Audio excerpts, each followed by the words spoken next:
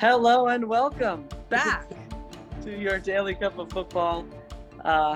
With the usual suspects now.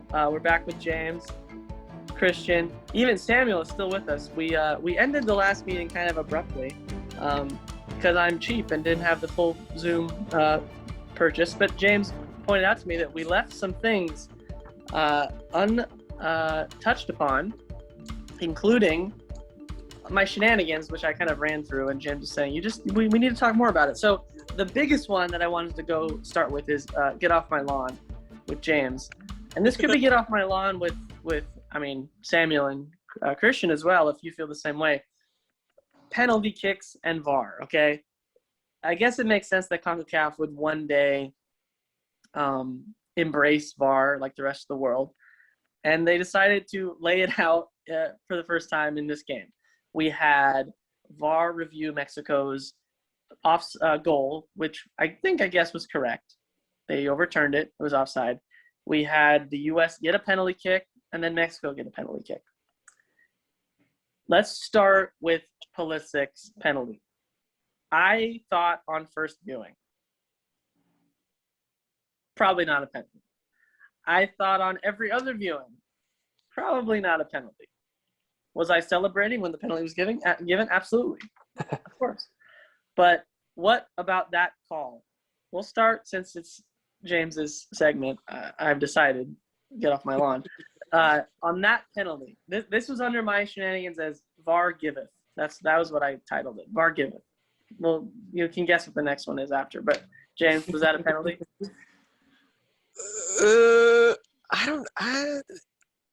I think it was one of those. You need to know. Yeah, that's the whole point, right? It was one of those calls. Is it a foul? Was it? I don't know. Outside the box, would that have been a foul? Maybe. It was not clear cut. I think if the ref had called it a foul, he would not have overturned it. Looking at that replay, that he would not have overturned it because it would have said, "Oh, well, there's contact, so it's a foul," because that's apparently the standard these days. It's just contact, which that's a whole nother can of worms. But I think I can't believe something positive came out of the CBS broadcast for once. I don't particularly care for it. I think it's kind of cringy, and it goes on for too long. But I don't know. Did any of you watch it after the game? Not really. No. Okay. Really. So, okay, I'm the one who heard this. So Charlie Davies said one smart thing, and he said, if it takes you 2 minutes to try and figure out whether or not it was a penalty, it's not clear or obvious. Yeah, that's what I was going to bring up. But yeah, continue. Yeah. So that was his little statement. I was like, wow, Charlie Davies, you got it. You said nothing smart this entire time, and now you said it. And I agree with him. I think maybe we should have a timer, maybe. And I don't think it was clear and obvious that it was a penalty, but I guess you can understand why it was given, because his left foot is the one that made the contact, and he didn't take possession of the ball until Pulisic was already on the ground with his right. Samuel, what do you think? I think that was a foul. I think it was a foul because both of them went for it. One of them completely missed. I don't think he got the ball. The one, I think, and then the other one got it after the fact that he had contact with Pulisic, I think. If I'm remembering in my head. But I think it was a foul because contact was made and he went down. I mean, he sold it, of course, like everyone does. And so outside the box, that would have been a foul. So technically inside the box, you got to call that. But would it have been? I don't know. I think so. I think it would have been. Because it's more of like, oh, I can call that it's a foul. It's outside the box, whatever. That's what the ref would have said, I think. That's what I would have done. But yeah, I think that was a foul. And thank goodness it was a foul. So yeah, I mean, my thing is like, what's the point of VAR? Is it to get to change calls that just seem they could be wrong, like NBA review or reviewing like, oh, who did come off last, and it's like really close, and it's like just barely grazed it. Like, okay, we're gonna go that way. Or I guess with NFL the same way. It's like, oh, it's close, we're gonna like review everything. Or are we supposed to just review the ones that are like obviously mistakes? And my thought was when VAR started, it was going to be obvious mistakes. And what's turned into is pretty much pretty much big decisions are just all reviewed, right? I mean, and if it's going to take you 3 minutes to look at it, you're right, James and Charlie Davies. It's not clear and obvious. I don't. I was a fan of it at the beginning, VAR, and I'm still, I guess, the idea of it. I agree with. Like, we should have a way to check obvious calls. That makes sense. The way it's being implemented here and in other places is not, I think, good. And I hope it's kind of tweaked a little bit, because it's kind of, there's a sense of drama to it and sense of like what's going to happen.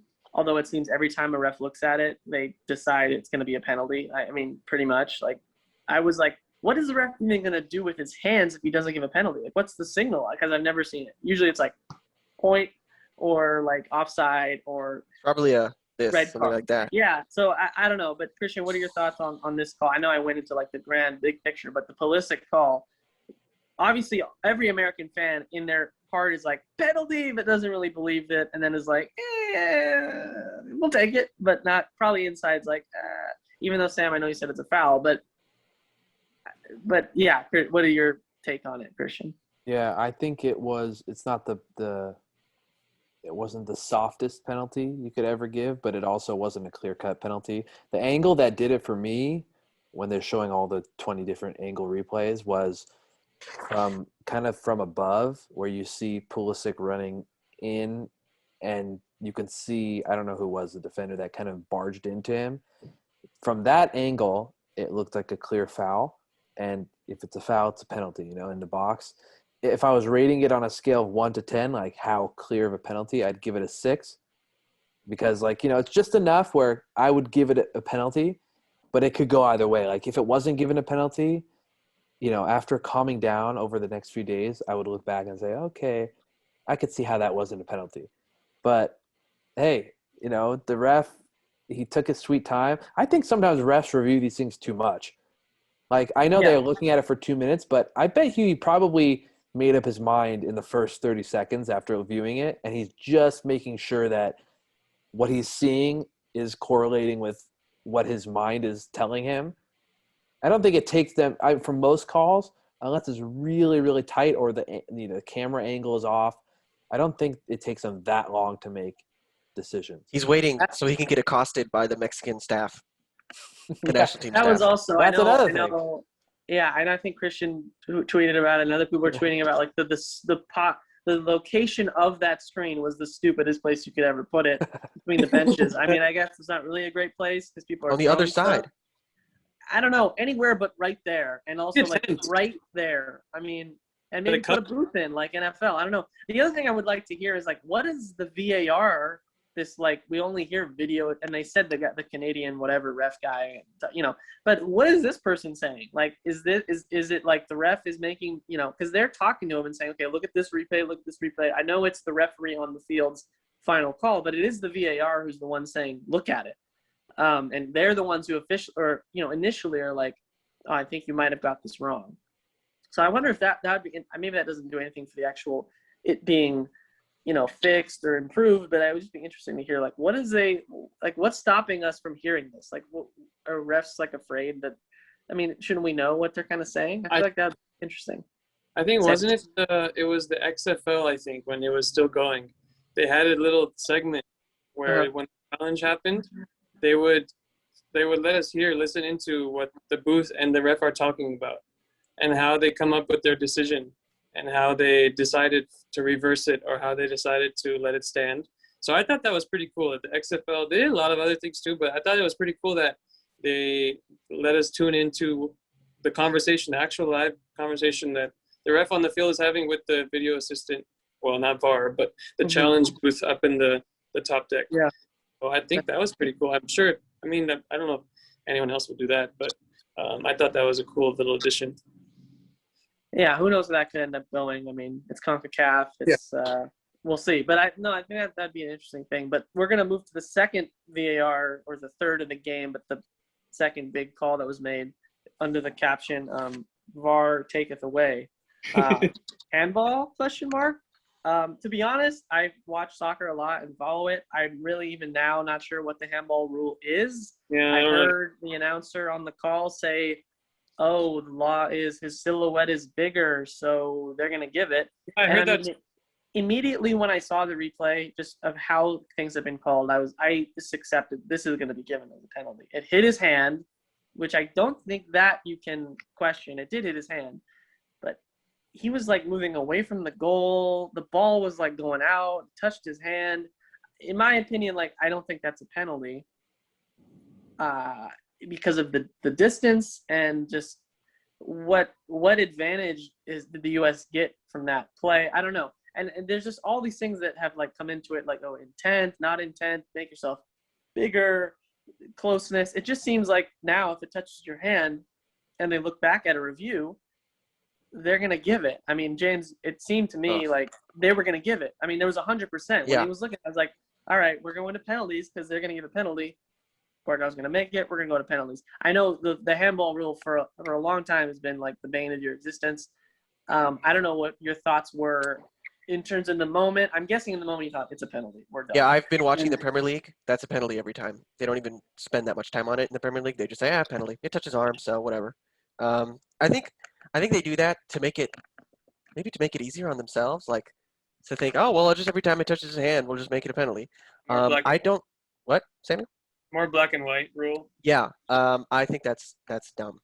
So because you're gonna hear whatever, we could make a whole podcast about the handball rule and its application in VAR.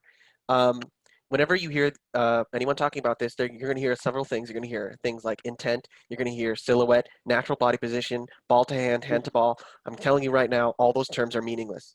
So intent is really, you can't tell. You never really know when it's intentional. And when it is intentional, it's glaringly obvious. It's Luis Suarez blocking it on the line. That there's no doubt. Like obviously he's doing it on purpose, and he's throwing his arm. That those situations are very, very rare. Like really, really rare. Hand to ball, ball to hand. How can you really tell? Both are in motion. You can't tell. Natural position is one of the worst because I want a scientist to come on and tell me what a natural position is. So natural is here like this. Your arms right under your side. That is the most unnatural position. Your arms being back here. You're like in a handcuff position. That is an extremely unnatural position to have your arms. Your arms being out to your side with space. That's natural, but that's only natural when you're standing still. When you're running, your arms are all over the place. When you're jumping, this is where it gets really tricky, is because when you're jumping, your arms are here, they can be there, because you're not jumping on your own, you're jumping with someone else. And you're jumping with someone else at an object. So there's like 20 different factors when it comes to natural body position. For those of you listening at home, I just did massive air quotes because I don't think there is such a thing. I don't think you can really say, wow, that was unnatural, unless they did this, in which case you'd probably assume that it was on purpose. Like an unnatural body position would be an on purpose handball, wouldn't it? That's what I'm thinking about it. I just think unsurprisingly, I want to be kind of conservative with the way we give out handballs and penalty kicks. Penalty kicks in general, and especially handballs. Why are we giving? Because right now, he had no time to react. That's another thing. That used to be a factor. If you're standing 1 foot away and I fired at your arm, are we going to get a penalty kick for that? Like, say I'm kicking it that way, like away from the goal entirely. Should we be getting a penalty kick for that? You'd think no, right? But right now, it might get called. And the ball was headed onto his arm. So his arm is just sitting there chilling, it's moving around as it always does. And the ball gets headed onto it. He has no time to move his arm out of the way, even if he wanted to. Even if maybe he was trying to block it, so he left it there. But we don't know because he never had a chance to react. So what I'm thinking is if you keep it the way it is, well, it's just, if it hits his arm, then that's it. If you're a coach, you're telling your players, when you're in the wings, just fire it at his arm. Why not? I mean, you can say, he blocked the cross. Why would you not do that? That's the smartest thing you can do. You get a free goal, not in this case, but you get a free shot at goal, which is about a goal 70% of the time, I think. Yeah. That's really great odds. So if you don't have an option, fire it at his arm, get a penalty kick. It shouldn't be that easy. And I have a solution. Okay, I've been down on the dumps with this. My solution is, how about we have it so that not every single handball in the box is a penalty kick? Just make it a free kick from that spot. And the only ones that are actually penalty kicks are ones that block shots from close range. like the handball occurs in the 6-yard box in that area. If it's like at the edge, it's a bit much, don't you think? I I haven't like thoroughly thought this out in and all of its applications. I need a whole team of people to do that.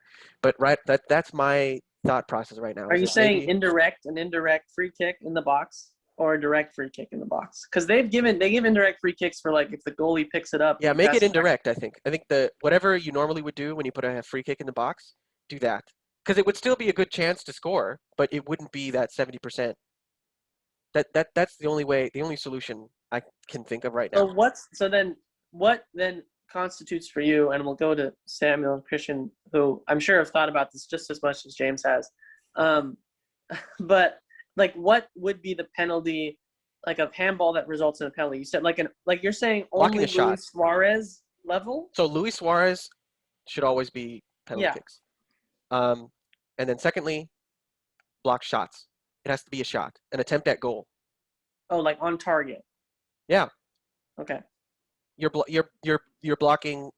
If your arm wasn't in the way, and you had time to move your arm, that's where I get a little iffy. Like, say you're kicking the ball from 2 feet away, and there's no one in the goal, and somebody's standing there with their arms just onto the side, and it hits their arm. They don't have time to react, but it hits Yeah. their arm. Should we call that penalty? No. That's where I'm not sure. You'd have I to think- you'd have to have a debate on that one. I don't know. I think the way they did it before VAR, just when the ref didn't have much time to think now that he does, the way that it's just discernment of, hey, this was probably not, he didn't have time to react. He didn't mean for his hand to be there, or the ball just got shot at his hand like it did yesterday.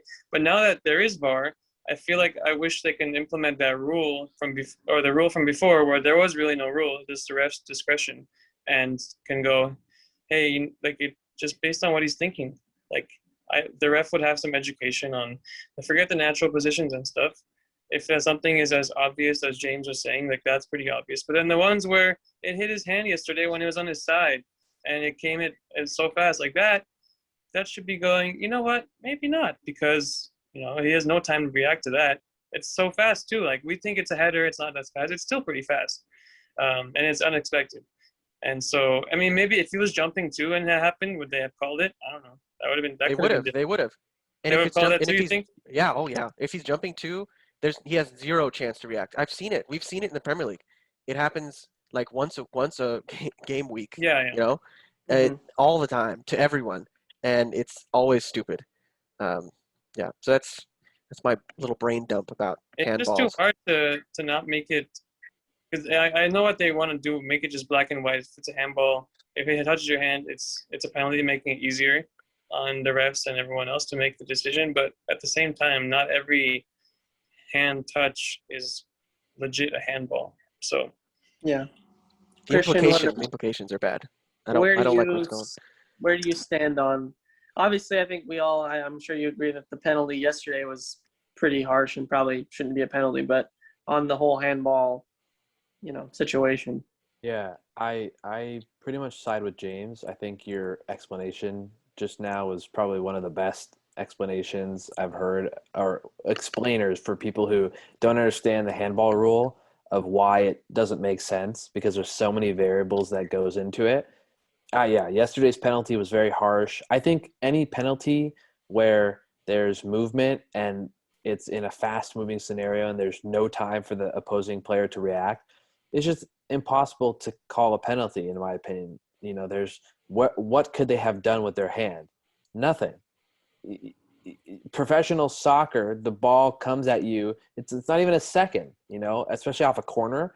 They're heading the ball so hard. It's a millisecond. And Mark McKenzie was moving in the opposite direction. And his hand wasn't even way out. If you watch the replay, it's not like his hand was way out here. It was like by his side, a little bit off of his body. But that's because he's human. He's not going to stand rigid on a corner, especially his hands are moving. So I think that I agree with Sam, and I think I agree with James as well, that they should reinstate kind of a first look rule, if you will, like whatever it appears to be, that's what you call it, and just eliminate all these handball calling it from like a yard out. If it's so close that you have no time to react, I just don't see how you can call a penalty. It doesn't seem fair or right, and it ruins that part of the game. Penalties used to be not a novelty, but you used to be excited when you got a penalty because, oh, the other team did something wrong, and that was something you could focus on.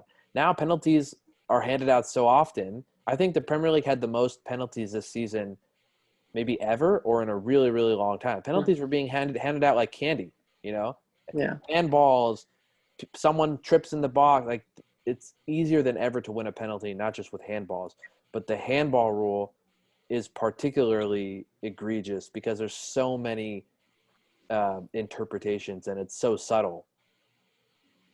I think, yeah, the issue that I have, I don't even know really what the solution is. I think James, even bringing that up is an interesting thing to think about in terms of changing my thing is the penalty doesn't meet the crime. I mean, a penalty kick is like a free throw. It's like you're going to score, and it's more valuable than a free throw because one goal is like the game. Go again, guys. And, okay, Sam's going to leave us. Bye, Sam. He's Yeah. abandoning us. It's okay. We got good stuff from Sam, so we thank Sam for joining us. But I just don't think, like, penalties are such massive moments in games because they're almost always a goal. And, it's honestly shocking that Ethan Horvath saved that, or more, I guess appropriately, that Guardado just didn't score, because if one of us took a penalty, there's like a 60 to 70% chance we'd score on Ethan Horvath just because it's 12 yards out and he could guess the wrong way and we could just put it in. So, like, that could have changed the game, and it's changed many games as it's happened. I wonder, like, and again, this would never happen, but part of me is like, should we just because certain things in NFL, and this becomes an issue in NFL, is like it's not reviewable. Like, you can't review it. It's like that's the call because whatever reason. They did it with PI, and they tried to actually review pass interference, but that became a whole this mess because it was a judgment call. I feel like sometimes, like, with this idea of like, oh, we'll just go with what the ref just sees, because the ref had a pretty good view of it, I thought. I mean, he was like right there. It wasn't like he was way away, and his first instinct was, let's not give this. So if you just take away the VAR element of it and just like, we're going to go with what the ref says. If it's obvious, he's going to see it because he's right there. Usually these refs have good positionings. That's what they're trained for, is to have good positionings on these situations where there are possible handballs. So why do we have to watch it in like super slow-mo and like, oh, it touched his hand and the way it looks? So I just think maybe this will never happen because there's a chance that a Luis Suarez situation could happen and they could miss it. And then everyone would say, wow, we had VAR, but there was no VAR in 2010 and they got that call. So I just think maybe my solution is kind of a cop-out is let's take this VAR microscope off of handball and just, in this scenario in the box, let's just let the ref on the field make that call and we'll go with it. Because, I mean, am I missing a one where it was super obvious? And like the Luis Suarez example is like, it's once every like literally 10 years. I mean, I've never seen it since. Yeah. There's never been one like that. And that would be the reasoning to not have something obviously reviewed. Like there's like everything else, even if it was like, oh, that probably could have been a handball, it would not be as egregious as that. Like you could live with it, I would say, for 90% of handballs. Like you could give it, but it's like, I could live with this. So that's my answer, which is not really an answer. James gave a way more scientific breakdown of it. Yeah. And I appreciate you doing that and putting that much thought into it, James. So they need to be stopped, okay? Because like Christian said, they're giving them out like candy. And what does that do? What does that tell the players? It tells them to do things that we like, for example, like the hitting it off of players' arms when you're in just dead positions on the field, like you're in the corner of the box, you're not going to score, kick it off his arm. But the thing that we hate as fans the most in the world, the thing that soccer players get clowned on for all the time is diving, okay? And if you're going to give out a penalty for every time there's a little bit of contact in the box, what is that going to do to the Neymars of the world? That's just, they're going to fall. Everyone says, oh, I can't believe Neymar did that. I say it's inevitable. I'm surprised Neymar's the only one doing that. They're all doing it all the time. Neymar's not the only one. Neymar's the egregious example that everybody hates him for. Like, I can't Neymar, I hate him. He dives all the time. Like, get out of here. Every single player dives 24 hours a day, and they don't even do it in the box. The center back, like one of the most common dives you'll see, and now start looking for this, people, when you watch games. It'll be a center back who is running towards their goal, chasing after a ball, center striker up behind them, striker touches their back, they dive like a sack of potatoes, pressure's over, they get a free kick. That Yeah. is one of the most common dives in soccer. And they do it because it gets called. And that's why I think you can't just get that's why we need to be more conservative with the way we give out penalty kicks, because it just is going to lead to more diving. That's Yeah. what I'm really concerned about. The foul of a center back like that isn't as consequential as like It diving isn't. the box. It isn't. Obviously. But it's indicative of the problem that when the Yeah. players feel just a tiny bit of contact, they're going to fall, and the refs are going to call it. All they have to do is hold their shins and scream. That's why they do it. Yeah. I have a stat. Go ahead. Oh, here we go. I looked it up while you guys were talking. The Premier League awarded 113 penalties this season, Oof. which eclipses the previous record set back in 06-07. So 113 penalties in a season is a lot of penalties. For context, in some of the other seasons we saw 92 penalties, 80 penalties, 82, 87, 86. Wow. So like that's like 80. 40, Yeah. it's nearly 40 more penalties in this season and those seasons were seasons without VAR. Yeah. So it's just And yeah, no, that's and Premier League has been one of the flashpoints of VAR and where it's been talked about the most partly because it's the most popular probably league in the world, and there's been a lot of calls and a lot of teams that are they're the team that gets the calls and all this stuff, and Premier League is very every league is divisive and has its like clans of people, but Premier League I think amplifies a lot of things. But I guess like the other thing is in talking like about international soccer, I feel like also penalties are even more of a valuable thing to be giving away in one-off games. We're going to see it this summer. There's probably going to be a game, more than one game, maybe more than 5 games that can be decided by a VAR penalty decision. I bet And semifinal and final, all 3 of those games will have a contentious VAR call. Yeah, and I involving the mean penalty. maybe you could say like, well, that's just part of the game now, and it is, and people have to deal with it. But the question is whether like is that why we have VAR? And I guess we'll go to that. And I don't know how long you guys want to go. We're kind of going off the cuff here. I'm here. I told you. I live here now. The corner of my bedroom. Till they turn off the power. We'll keep going, I guess. But in terms of VAR, because I mentioned a little bit ago, being at the outset, kind of like, yeah, this is a good idea. Like we had goal line technology, we'll just take it up to 25 more levels, and we'll just be able to review obvious things. And now, after it's been, I don't know, a few years. I'm definitely not as high on it, and I think it's partly because of the application of it, which isn't necessarily the fault of the idea. It probably is a good idea in concept. It's just when you get people in confederations and, it kind of sometimes can go off the rails, and I think that's where we're at. I don't know if there's ever going to be enough backlash to like it being removed from the game completely. I don't know. In my opinion, it wouldn't be like I wouldn't be devastated. Yes. Every so often you'd get robbed, but that still happens. It doesn't take away from bad decisions. We saw that yesterday. There was a guy should have been sent off 4 times.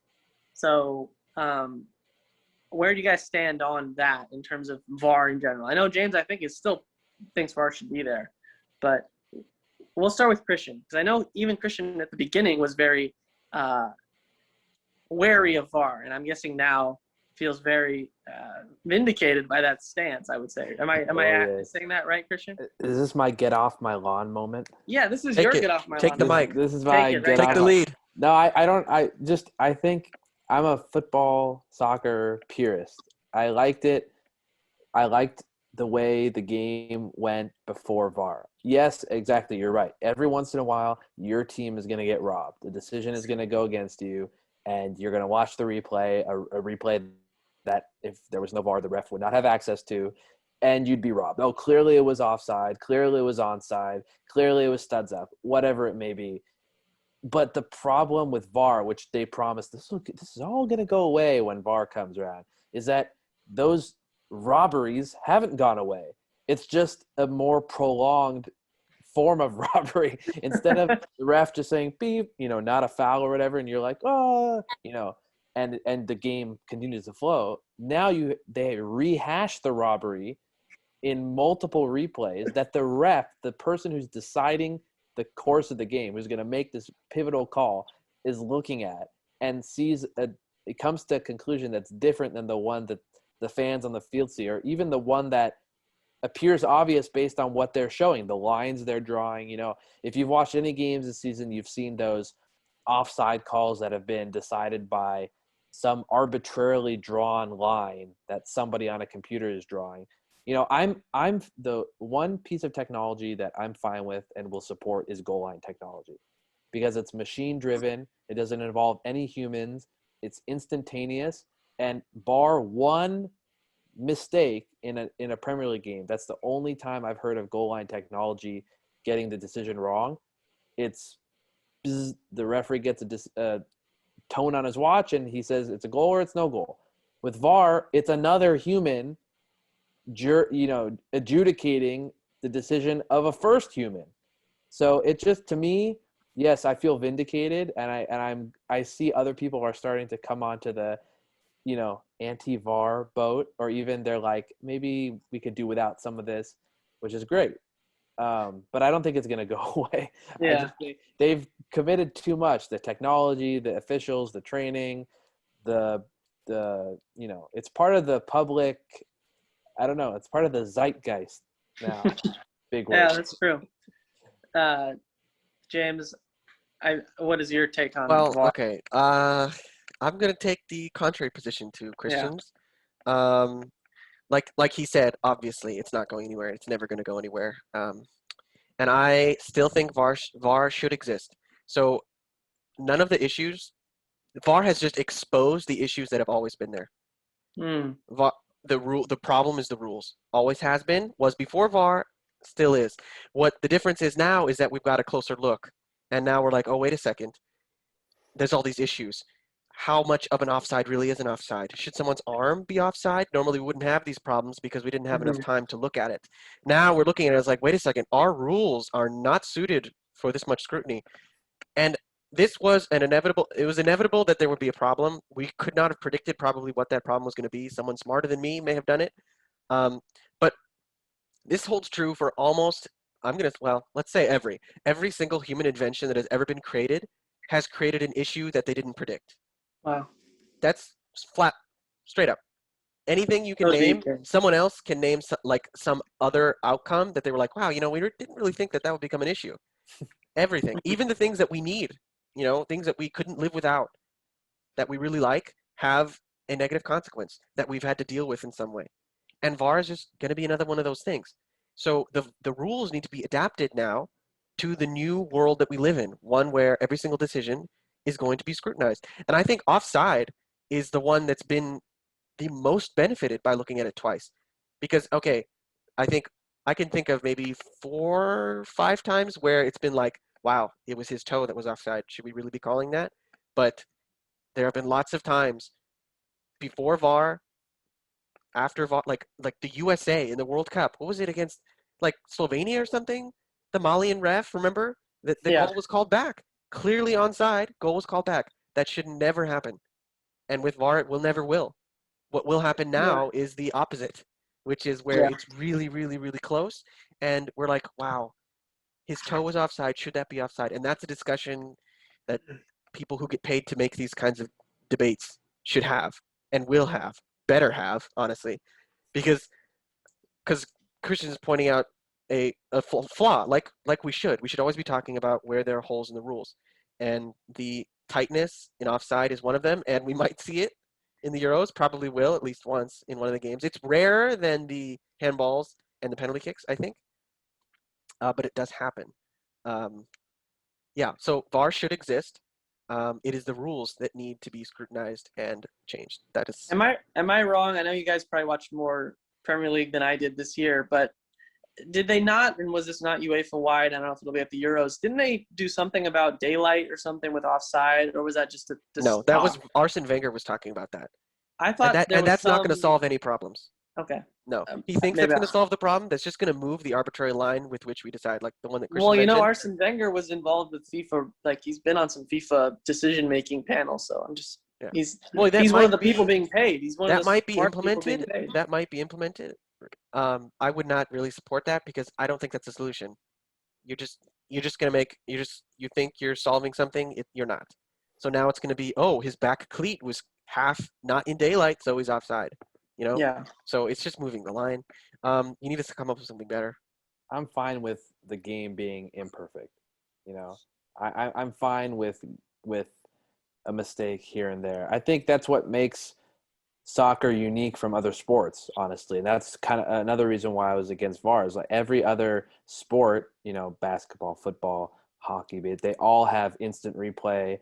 Every decision is looked at over and over. And I liked that soccer was not like that. And yes, sometimes the decisions were contentious and it would cause arguments, and some of them became legendary mistakes. Like that's what made soccer unique.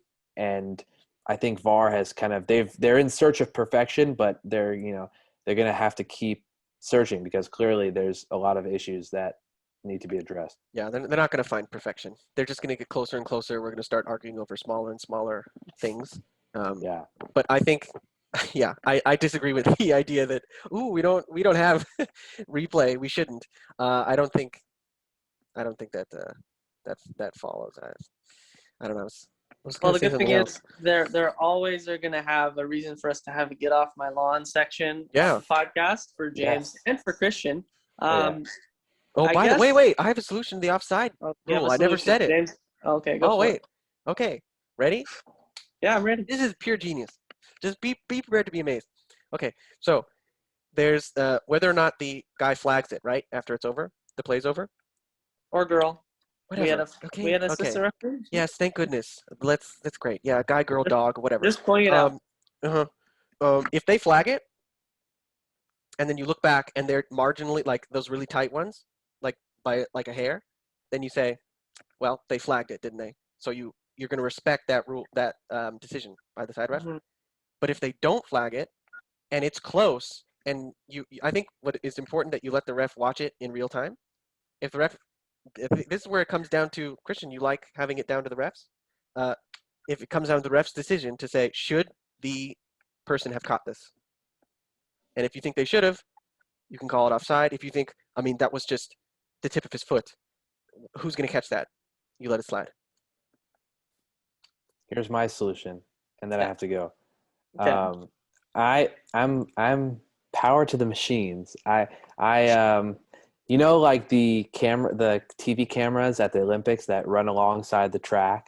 They follow the That's the sprinters. third solution, yeah. If we could build, I'm not. They're working on it right I'm now, not I'm into sure. tech. I hope so, because if they could just build a rail that goes along each sideline and have a little cart with a camera on it that has some sort of motion tracking laser that's able to lock on to the last defender and just follows it. Wherever the last defender goes, that little cart follows it. And then, based on that, just like goal line technology, can give a bzz if it was offside at the time the ball was played. I don't know if that's possible. It's But possible. I feel like that would be like an instant flag Yeah. up, flag down, always Yep. correct. I don't know, That's like 50 years in the future, I think. I think we're far away I from have that more gray technology. hairs than I have. So we're gonna have And to I- come up with something in the meantime. But I Yeah. do that is the solution, honestly. Yeah. It's turning it into a goal line technology type thing. And I Yeah. can't wait to do that podcast in 50 years with you guys. But for today, we're going to leave it there. I think that was actually a pretty good discussion for a Get Off My Lawn, which is associated with not coherent thoughts. Well, But I had a think foil. we- I had a foil this time. We had Someone to some bounce good. off of. We had some good debate, even though we started it with, if you can imagine, USA Mexico is where we started this, and There was a game? yeah, there was a game. Oh. I think we're gonna be done for today. So if you're still listening to this, if you listen to the first part, you're my hero. Leave a comment and say you did, and I'll believe you. You could lie, that'd be mean. But thank you if you're still here, and thank you also to James and Christian for jumping on, and again also for Samuel who had to leave us, but he took some time out of his day, so we always appreciate that. You'll definitely be seeing them again sometime this summer. But for now, we're gonna sign off for the night. So thank you, Christian. Thank you, James. Bye bye.